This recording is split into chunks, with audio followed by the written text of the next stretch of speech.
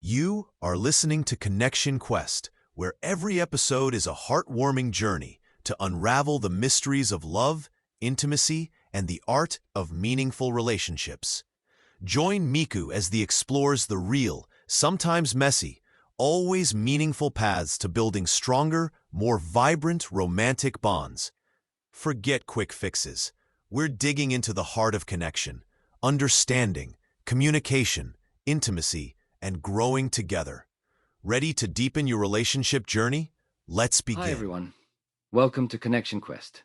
Today, we're diving into a topic I think we all need a little help with going beyond just, how was your day? We've all been there, coming home and doling out that routine question. And let's be honest, most of the time we're greeted with a simple, fine or okay. But life is so much richer than that, and our connections should reflect that richness. So, how do we transform these daily check-ins into something meaningful? Growing up, I always thought the pathway to a good relationship was like some secret club I hadn't been invited to yet.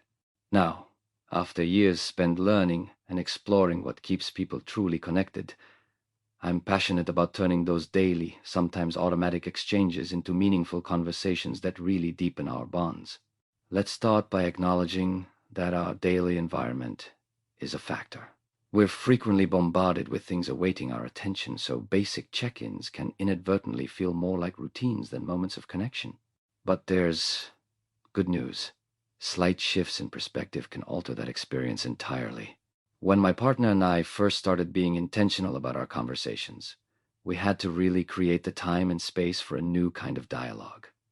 I remember coming home and, instead of, "How was your day?" Sarah, my partner, began asking, "What was the best part of your day today?" At first, I was a bit taken aback, but then I felt encouraged to share something personal and meaningful.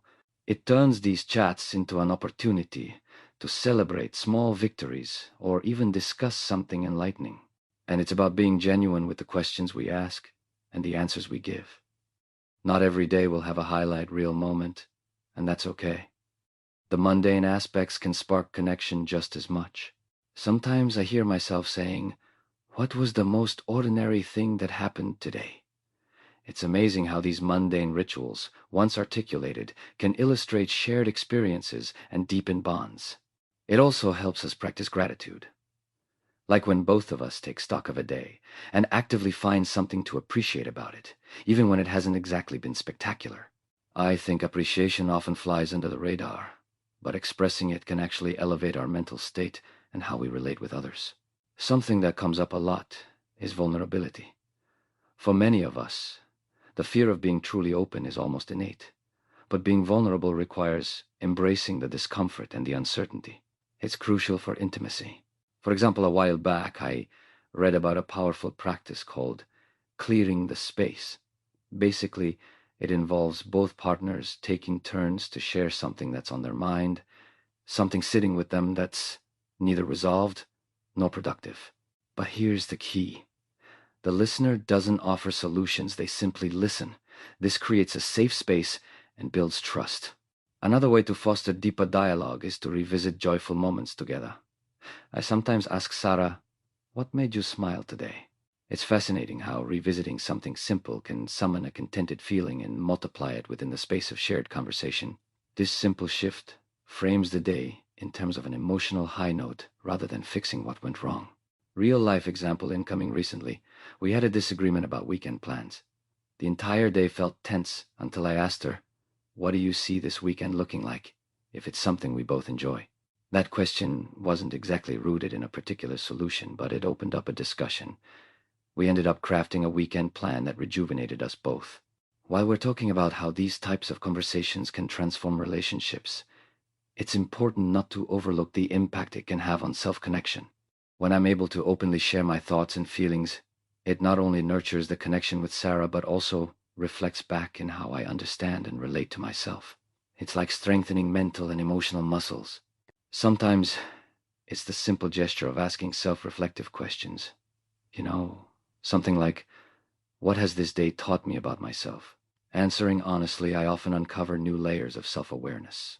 And that process, in turn, enhances the depth of the dialogues I partake in. For those tuning in, who may be skeptical or perhaps hesitant to try these approaches, remember this. Meaningful connections are seldom built overnight.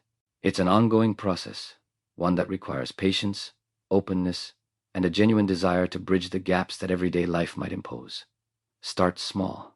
Offer to your partner, or even a friend, a moment of your undivided presence and see what unfolds from there. You'd be surprised how a small tweak can set the stage for profound connectivity. Before we wrap up, let's talk about communicating across love languages and preferences. Everyone interprets connection differently.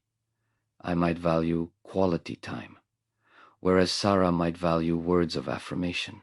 Being aware of these differences ensures we're not just speaking, but speaking directly to the needs of those we care about. Try personalizing the dialogue based on what resonates with your partner. It might be a question that alludes to acts of service like, "How can I support you right now?" Or something less direct, but equally probing like, "What's something you're looking forward to this week?"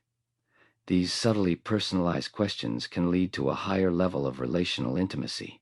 So, let's implement these transformative listening techniques and see how they elevate our connections. Remember, this is a journey of discovery, and when taken together, it can foster an environment ripe for authentic bonds. Thanks for joining me in this conversation today, and I hope you're leaving with something practical to implement. I am Miku.